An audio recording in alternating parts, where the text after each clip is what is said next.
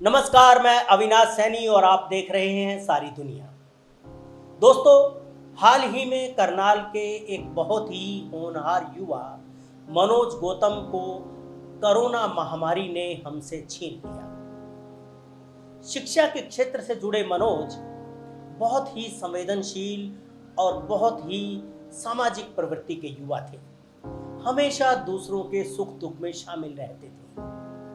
महामारी के दौरान भी लोगों की मदद करते रहे, पीड़ितों को राहत पहुंचाते रहे अलग अलग संस्थाओं के माध्यम से। इसी दौरान वो खुद भी कोरोना से संक्रमित हो गए और लंबे संघर्ष के बावजूद हम उन्हें बचा नहीं पाए। अपनी मौत से पहले मनोज ने सोशल साइट फेसबुक पर एक चिट्ठी लिखी। उस चिट्ठी में उन्होंने इशारा किया, सुझाव दिया कि ये जो कोरोना से मौतें हो रही हैं वो वास्तव में कोरोना से नहीं बल्कि खराब सिस्टम की वजह से हो रही हैं, खराब स्वास्थ्य व्यवस्था की वजह से हो रही हैं। आज मनोज की उस चिट्ठी को हम आप लोगों के साथ साझा करना चाहते हैं। हो सकता है कि इसे सुनकर संवेदनहीन सिस्टम की आत्मा पसीज जाए और बहुत सारे बेशकीमती जिंदगियां बर्बाद होने से, तबाह होने से बच जाए। मनोज ने लिखा, महामारी से नहीं अव्यवस्था से पीड़ित हैं लोग। ब्रैकेट में उन्होंने लिखा, आलोचना नहीं सुझाव, आप बीती। दोस्तों, जैसा कि आपको पता है, मैं पिछले 10-15 दिनों से कोविड से जूझ रहा था। कोविड तो नेगेटिव आ गया, परंतु लंग्स इन्फेक्शन छोड़ गया, जिसके चलते सांस लेने में दिक्कत आई। घर पर सिलेंडर भी मंगवाया। कल सुबह सांस लेने में दिक्कत हुई और गिरते ऑक्सीजन लेवल के कारण पंचायत भवन करनाल स्थित कोविड सेंटर में दाखिल हुआ। 2 घंटे में ही वहां आराम आ गया। वहां पर इंचार्ज डॉक्टर प्रदीप व सारा स्टाफ बहुत अच्छा था। चारों ओर खुला माहौल और हरे भरे पेड़ स्वास्थ्यवर्धक वातावरण का बोध करा रहे थे। लेकिन थोड़ी ही देर में आदेश आ गया कि इस कोविड सेंटर को हिना बैंकेट हॉल वाले कोविड सेंटर में शिफ्ट किया जा रहा है, जबकि यहां बेड अभी खाली थे। आना जाना भी सुगम था, हवादार भी था, परंतु शायद सरकार के कुछ अपने मापदंड होते होंगे। जैसे तैसे करके Hina banquet hall Covid centre पहुंचे।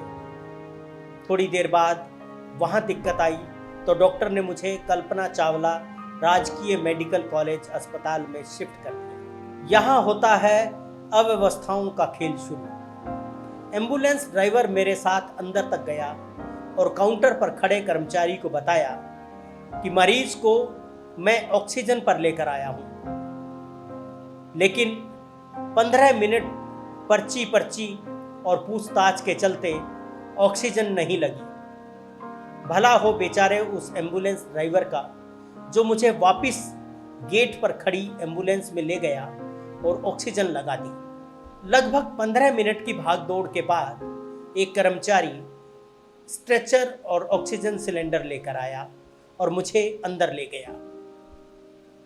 इमरजेंसी वार्ड में लगभग 2 घंटे में इस स्ट्रेचर पर रहा, पर गनीमत रही कि ऑक्सीजन सिलेंडर था।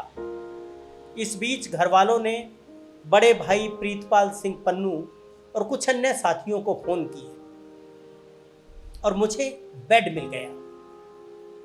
लेकिन 15 मिनट के बाद ही फिर फरमान आया कि मुझे 4 नंबर फ्लोर पर शिफ्ट किया जा रहा है। फिर मुझे 1 घंटे तक इस वार्ड से उस वार्ड तक घुमाया गया। हाँ, लेकिन स्ट्रेचर पर मुझे इधर से उधर खींच रहे वार्ड बॉय परेशान दिखे। शायद इनकी संवेदनाएं अभी जिंदा हैं। ज्यादा पढ़े लिखे नर्स और डॉक्टर ही तर्क कुतर्क करते दिखाई दिए। जब तक मुझे वापस इमरजेंसी वार्ड में लाया गया, तब सभी बेड भर चुके थे। मैं फिर स्ट्रेचर पर। फिर फोन कॉल्स का दौर शुरू हुआ। प्रीतपाल सिंह पन्नू, नरेश बराना एडवोकेट, कपिल अत्रेजा, आकाश जी भट्ट ने प्रयास किए। माननीय उपायुक्त महोदय के हस्तक्षेप और डॉक्टर गौरव मेडिकल कॉलेज सुप्रिटेंडेंट की कोशिशों से मुझे चौथे तल पर पहले 3 नंबर पर अब 1 नंबर वार्ड से शिफ्ट कर दिया गया।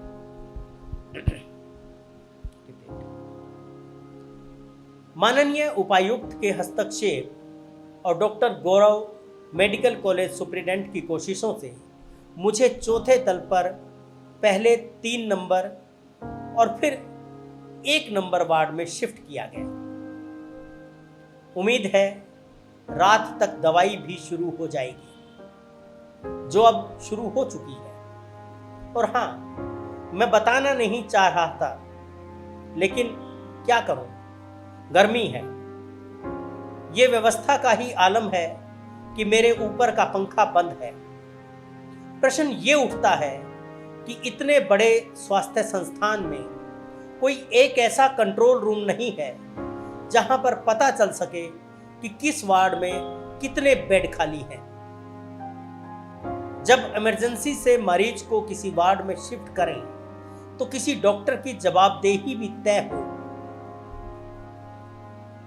मरीज के अस्पताल में आने के कितनी देर बाद दवाई शुरू हो, यह भी सुनिश्चित किया जाए।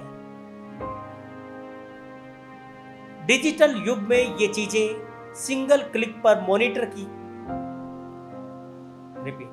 डिजिटल युग में ये चीजें सिंगल क्लिक पर मॉनिटर की जा सकती हैं। अतः जरूरी है कि इतने बड़े मेडिकल संस्थान की जिम्मेदारी उपायुक्त करनाल जैसे ऊर्जावान, कर्मठ व मेहनती हाथों में सौंपी जाए। कई साथियों के फोन आए कि यहां सुरक्षित नहीं हो, लेकिन फिर भी हमारा इस संस्थान से लगाव है, अपनापन है, क्योंकि यहां बहुत आहुति डाली है और यहां सुविधाओं की भी कमी नहीं है। अगर अच्छे से मॉनिटर किया जाए तो ये करनाल के लिए सफेद हाथी नहीं, विघ्नहरण गणेश साबित हो। अभी 1 सप्ताह लगेगा, विश्वास है ठीक होकर ही लौटूंगा। दुआएं बनाए रखें। मनोज ने जो लिखा वो संभवतः बहुत सारे लोगों के दिल की आवाज है, जिसे वे किसी से कह नहीं पाए, बता नहीं पाए, क्योंकि हमारा जो सिस्टम है उसकी ना आंखें हैं, ना उसके कान हैं और ना उसके पास कोई संवेदनशील दिल है। इसलिए लोग अपने दर्द को अपने दिल में छुपाकर इस दुनिया से विदा हो गए। मनोज ने हिम्मत की है, उनकी हिम्मत को सलाम। ये चिट्ठी फेसबुक पर डालने के बाद मनोज को हम बचा नहीं पाए। मनोज ने हमारी दुआओं की बात की थी।